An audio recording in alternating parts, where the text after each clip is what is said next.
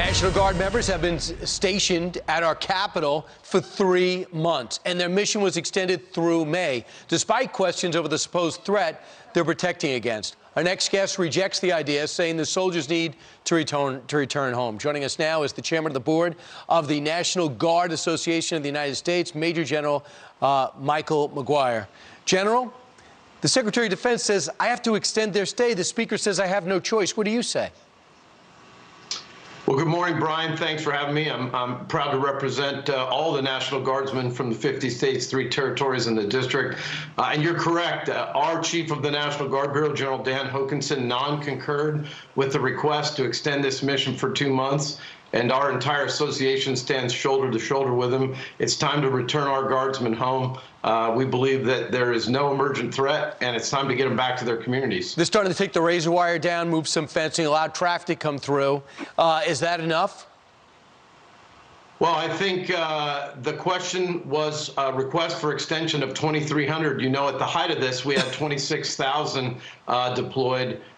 Here in Arizona, we objected to that. We felt that it didn't have the proper legal underpinnings as signed by the president, first President Trump and now President Biden, with no declaration of emergency that we've seen or any declaration of insurrection. And it's time now to get our guardsmen home and hand this off to law enforcement. All right, so let's look at the cost. January to March, $410 million. April to May will be $111 million. Total $521 million. While the National Guardsmen and women get crappy lunch, have to stare straight ahead all day, and sleep oftentimes on marble. Is that worth it?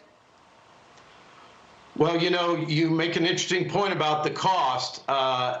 Just by comparison, the entire budget of the Capitol Police is only $460 to $470 million a year. So in over 3.5 months, we will extend more resources from the federal coffers than the entire Capitol Police will use all year. And I would just say that Congress needs to look into how we're spending federal money there, but we're unwilling to spend that same federal dollars for our colleagues in Minnesota and other states that suffered great problems last summer.